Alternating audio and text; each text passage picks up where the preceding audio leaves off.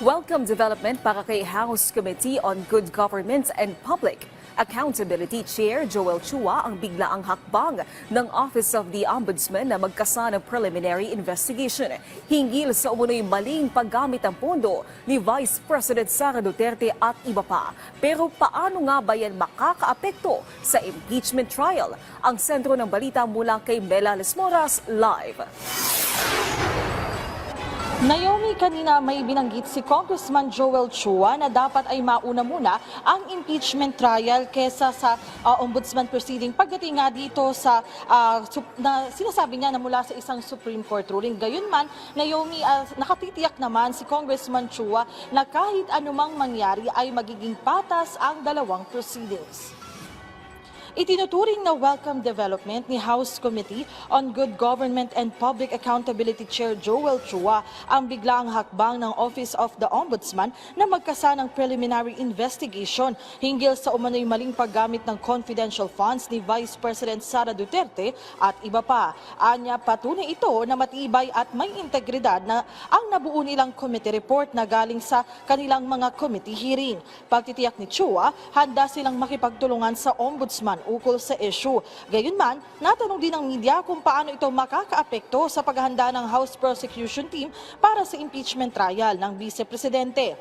Sabi ni Chua, sa totoo lang, may Supreme Court ruling na nagsasabing dapat mauna ang impeachment trial kaysa sa Ombudsman investigation para sa mga impeachable officer. Pero tiwala naman sila na magiging patas ang takbo ng dalawang proceedings kahit pa may mga kumu-question kay Ombudsman Samuel Martires na isang Duterte appointee at magtatapos na rin ang kanyang termino sa susunod na buwan. Mahirap naman po yatang madaliin yung nasa Office of the Ombudsman dahil unang-una marami po yung respondent, yung mga participation po nila, yung ebidensya. So, medyo mahirap naman na hindi mo may scrutinize isa-isa yon at kung mamadaliin mo. Kaya sa impeachment po, medyo dito mailalabas po. Marami po mailalabas dito. So, mas maganda rin. Makakatulong po sa kanilang pagdidesisyon. Dahil siyempre, inaasahan naman po natin na magiging fair ang para at least maging patas sa parehas na panig.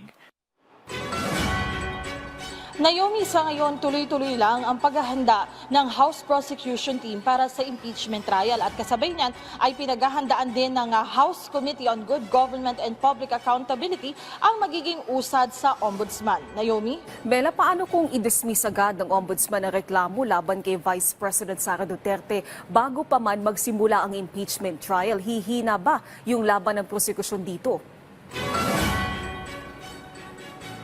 Naomi, sa press conference nga kanina, isa yan dun sa mga naitanong kasi talagang kung may dalawang proceedings na magkasabay dito nga sa kaso ni Vice President Sara Duterte, hindi maiwasan na maipagkumpara yan o maipagtulad yung magiging resulta niyan. At sabi naman ni Congressman Chua, Naomi, ay talagang magkaiba naman yung tatalakayin like sa impeachment trial. 7 yung articles of impeachment na kanilang isinusulong at dito naman sa Ombudsman, magkahiwalay na investigasyon at kaso naman yan. Kaya umaasa si Congressman Joel Chua na ito ay hindi naman makakaapekto. Gayunman, aminado sila na maaaring magkaroon ng pagkakaiba-iba sa public opinion.